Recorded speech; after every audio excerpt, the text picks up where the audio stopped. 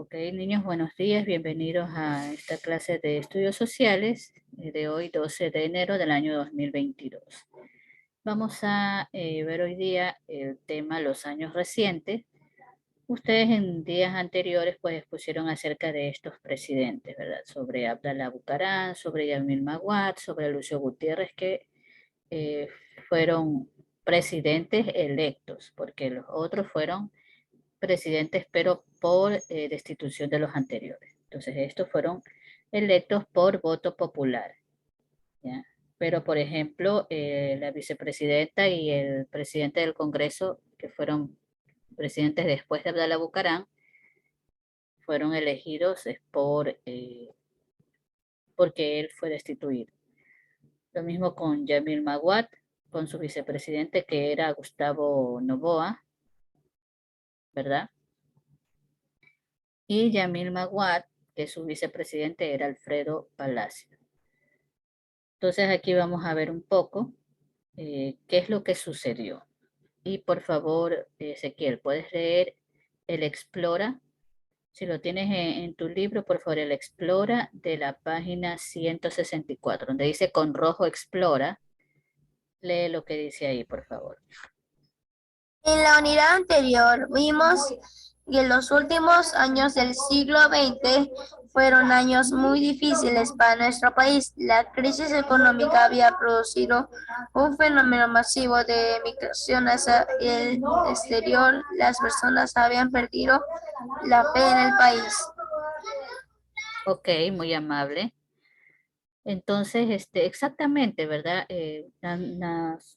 La unidad anterior hablamos sobre estos presidentes, sobre la crisis financiera que hubo, la crisis terrible, eh, cuando hubo el congelamiento de las cuentas, ¿verdad? Muchas personas en esa época migraron a otros países. No sé si ustedes tengan familiares que salieron del Ecuador en esa época. Yo sí tengo mi prima, mi prima, por decir, mi prima favorita, con la que mejor me llevaba, a pesar de que vivía en Quito, junto con su familia, pues tuvieron que salir del país y se fueron a vivir a Inglaterra. Hoy en día viven allá. Entonces fue triste cuando ellos se fueron. Y bueno, no sé si ustedes también en su familia habrán tenido casos parecidos a eso, de que sus familiares, algunos de sus familiares salieron en esa época, entre 1995, 2000, que fue la época en la que el país enfrentó una crisis muy grande.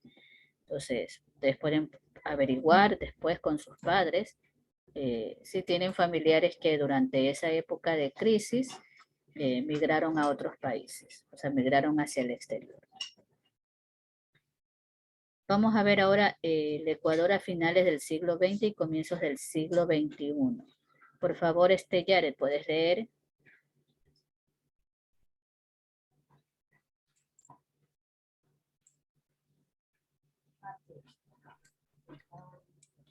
Donde dice conoce. Sí, conoce. Ecuador a fines del siglo XX y comienzos del siglo XXI.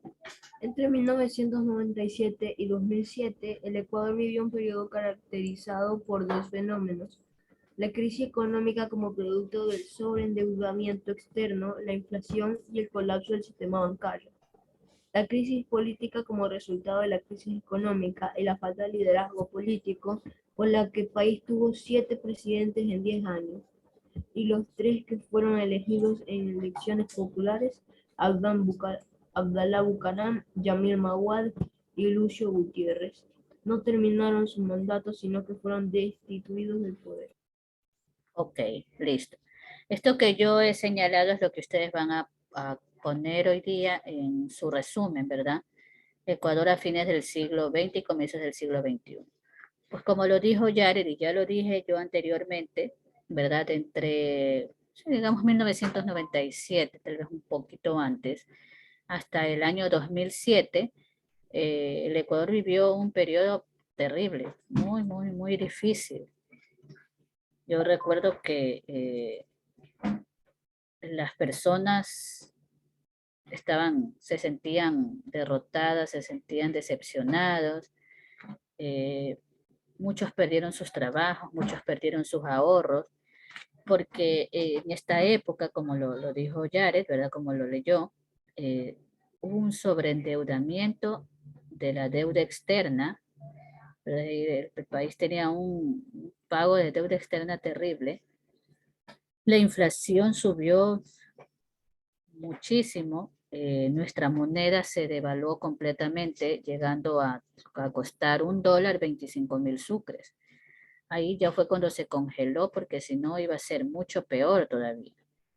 Y se empezó con la dolarización, pero porque nuestra moneda estaba totalmente devaluada. Entonces la única forma de poder hacer frente a todo esto era la dolarización. Muchos dicen que no había otro camino, otros dicen que sí.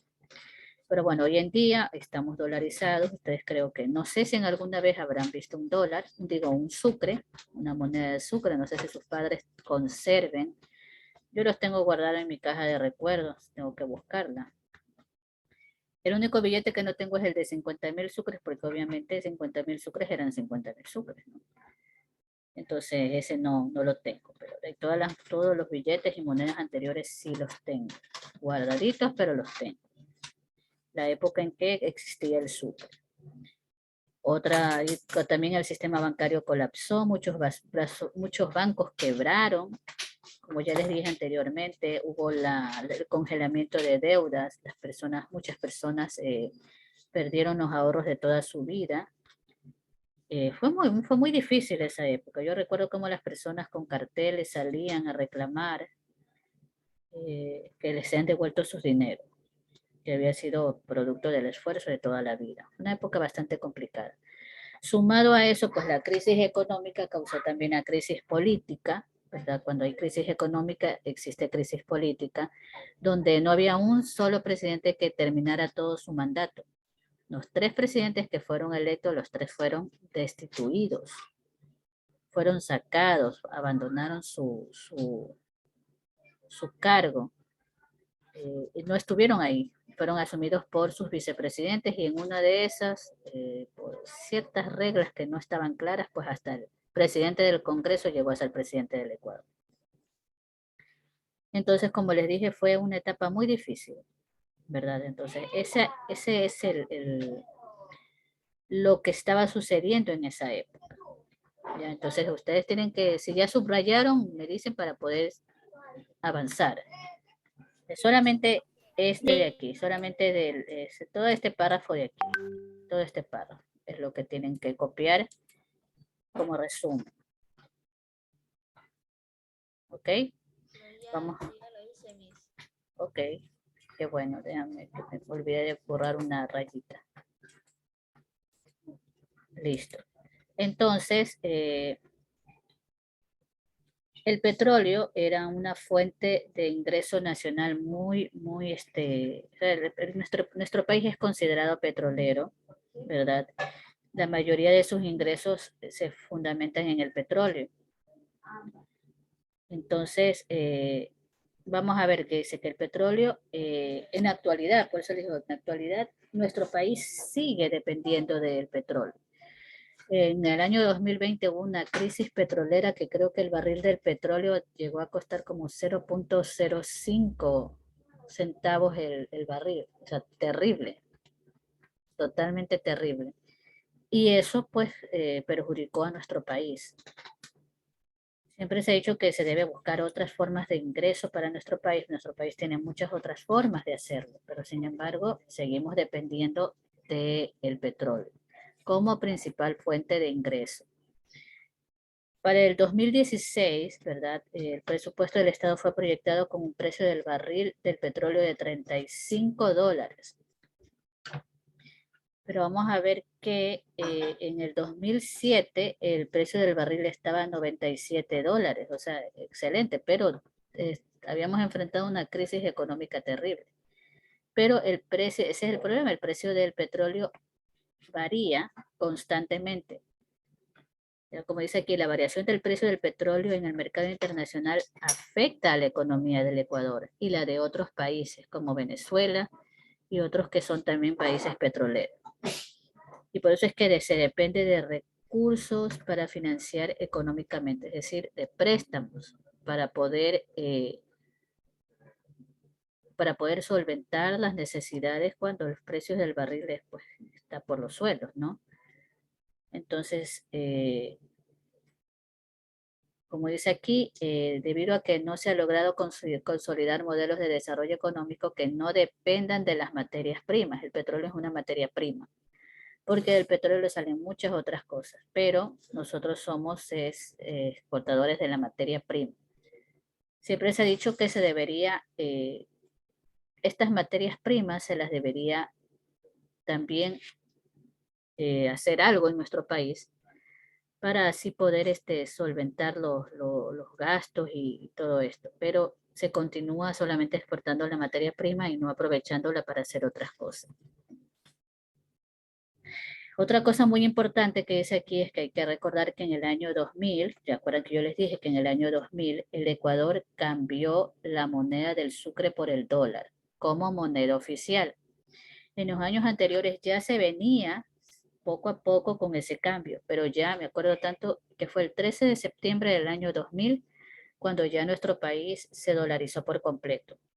Y ya, aunque siguió circulando pocos sucres, ya todo se transformó. Recuerdo que uno iba a los comisariatos, o en esta época había el Santa Isabel aquí, uno iba a ver los precios y todo estaba en dólares. Y como personas que manejamos el sucre por mucho tiempo, transformábamos esos dólares en sucres para saber cuánto estábamos gastando. Y era horroroso. Por ejemplo, me acuerdo que una cola costaba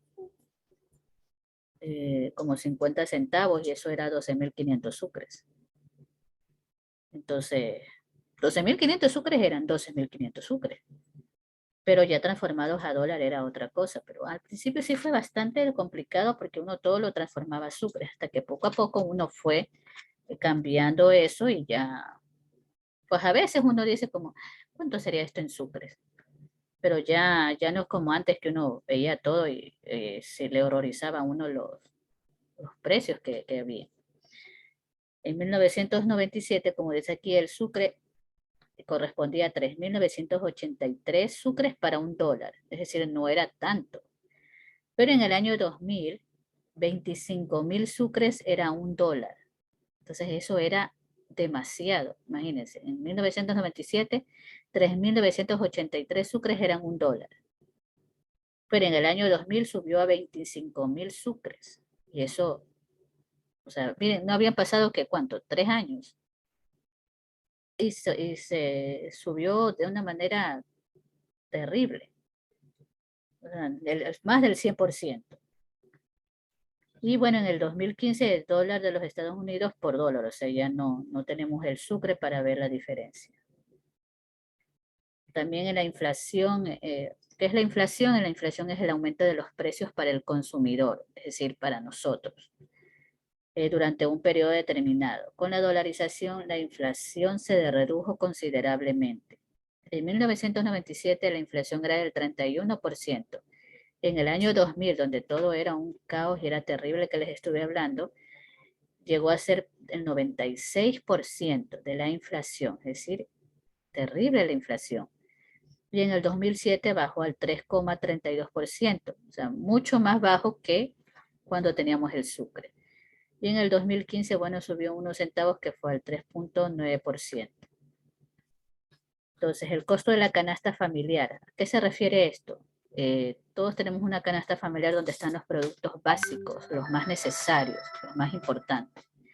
En 1997, la canasta básica estaba por $386, era 1.537.438 sucres, o sea, imposible comprarla. No había el suficiente dinero como para poder solventarla.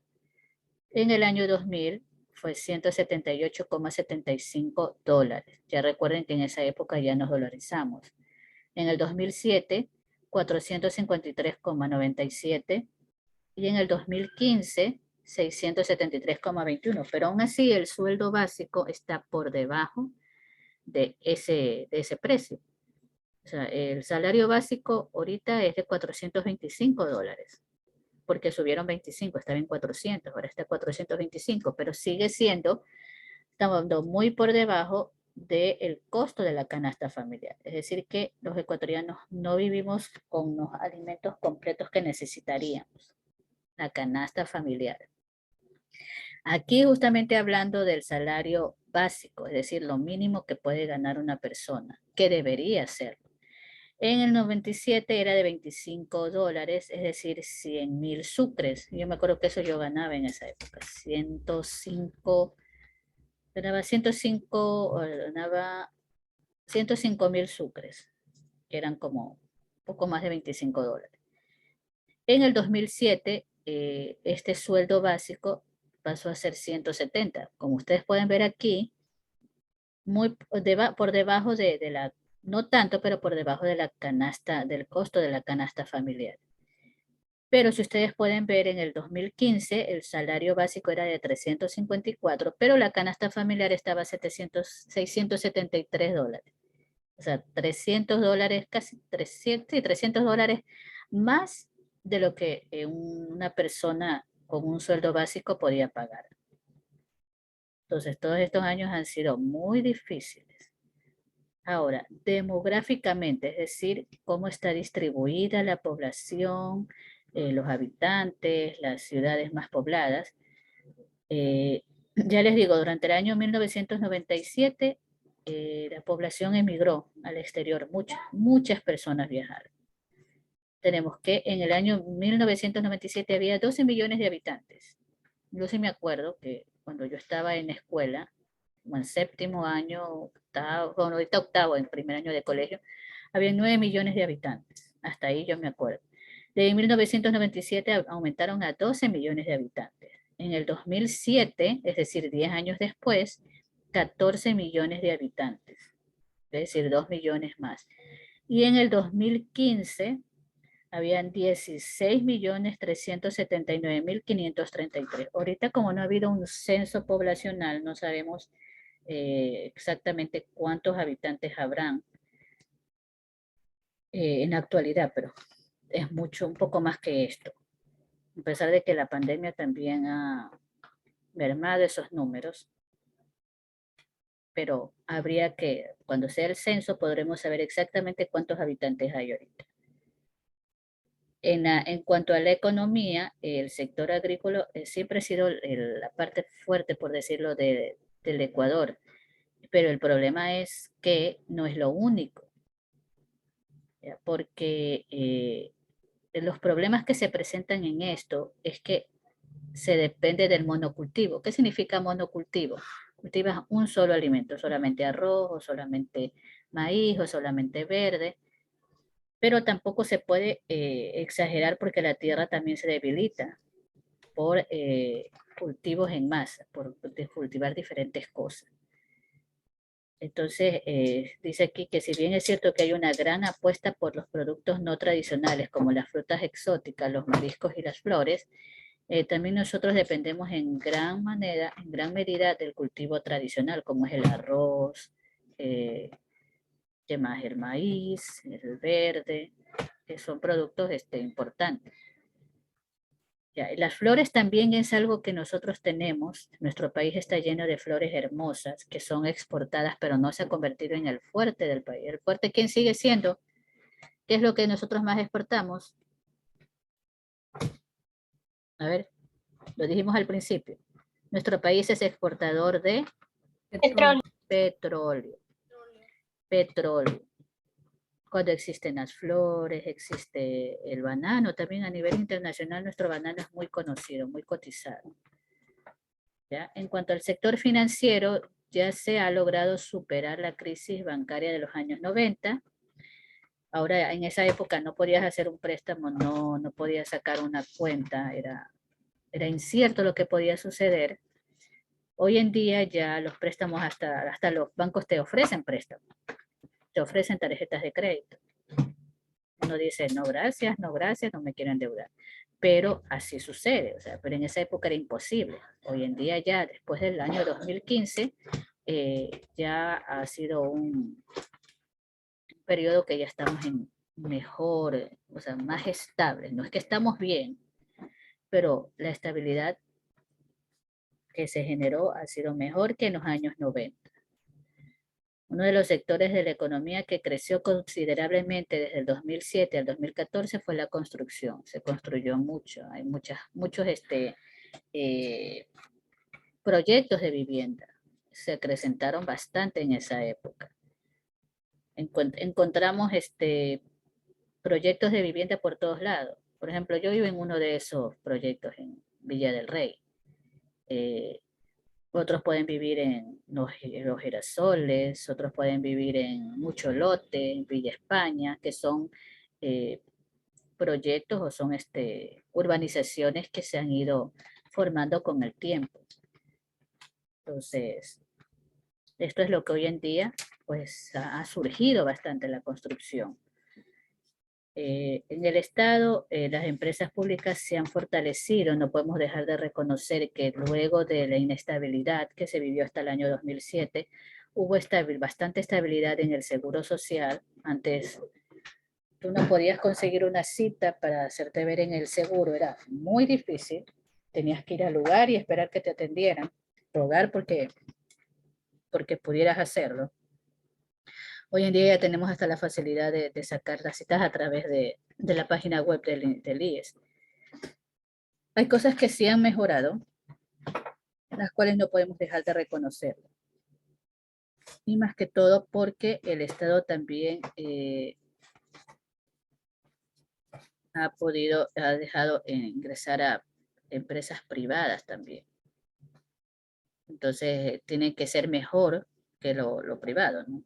Se supone que debe ser mejor, que el seguro social debería ser mejor que un seguro privado.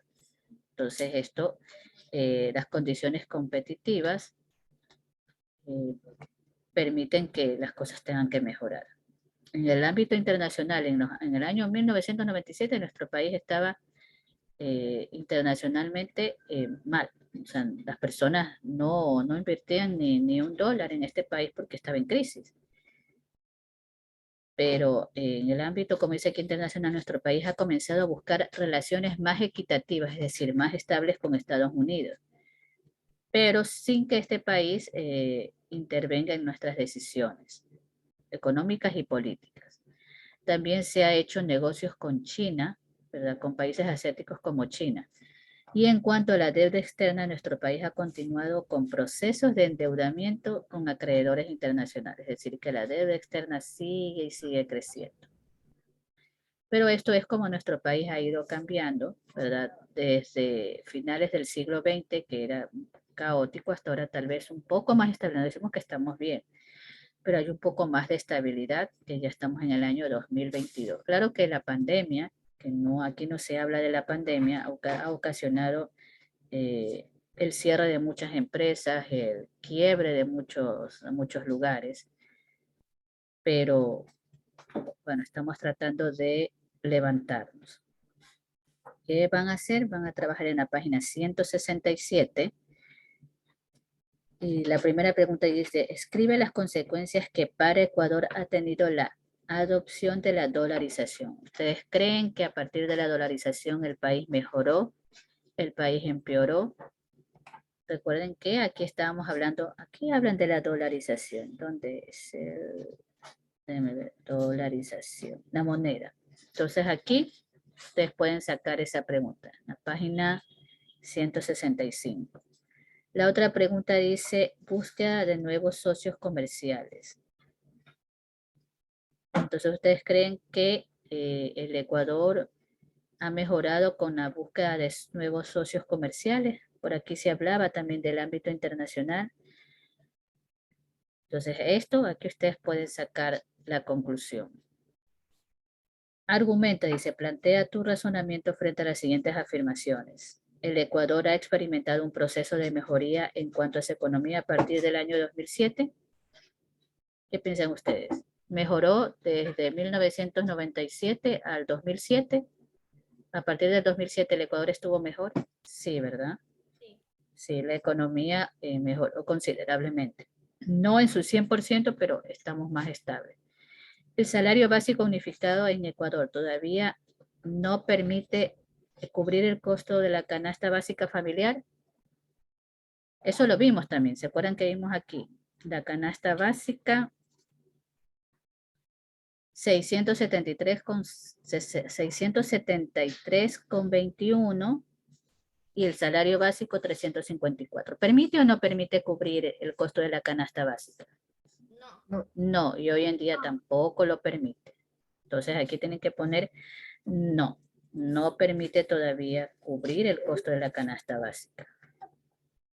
A partir de tus vivencias e impresiones cotidianas, explica cómo es Ecuador de nuestros días. Menciona los aspectos económicos y sociales. Esta pregunta sería bueno que la hagan con sus familiares, con sus padres, con algún tío, que les pueda relatar cómo era el caos que existía antes del 2007 y cómo es hoy en día. Entonces, a partir de lo que ustedes han escuchado y lo que sus familiares les van a relatar, ustedes tienen que mencionar esto de aquí que les están diciendo. Entonces, esta hoja va a servir como actividad fuera de línea y deber también. Significa que tienen que hacerla cuando terminemos esto, ¿ok? ¿Tienen alguna consulta, alguna pregunta? Afortunadamente, ya logramos superar la crisis terrible que se vivió desde el año 1997. Fue bastante complicado, fue bastante difícil. Yo les he conversado a ustedes cómo tuve que refugiarme en mi trabajo, porque yo trabajaba en plena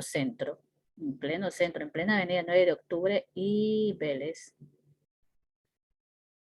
Y subirnos al tercer piso para no ser alcanzada por las bombas lacrimógenas que se botaban en ese tiempo. Fue bastante difícil. Hoy en día estamos más estables. Esperemos que continuemos así, que las cosas no se salgan de control nuevamente. Pero a partir del gobierno de Rafael Correa, hubo una estabilidad, la cual era necesaria. Era necesario que las cosas cambiaran para que el país pudiera, a pesar de que hay hay muchas cosas que se lo inculpan y todo, algo que sí podemos decir es que a partir del año en que él fue presidente, hubo más estabilidad en nuestro país. Entonces eso es algo que también debemos reconocer. Ya, sea lo que sea, las personas que están a favor de, que son correístas, los que no son correístas, eso no tiene nada que ver. Simplemente estamos hablando de estabilidad de nuestro país. Entonces, bueno, chicos, listo. Esta ha sido la clase del día de hoy. Y pueden decir que ustedes han venido a una etapa en la que ya estamos más estables, ya estamos más tranquilos. Afortunadamente, ustedes no nacieron en 1997 ni 1998, que fueron años terribles. Entonces pueden estar tranquilos y seguir luchando y eligiendo a las personas adecuadas cuando les corresponde hacerlo. Porque eso también es un problema cuando no se elige bien a los gobernantes. ¿Listo? Entonces esta ha sido la clase de hoy. Deber en la página 167. Deber y actividad fuera de línea. ¿Ok?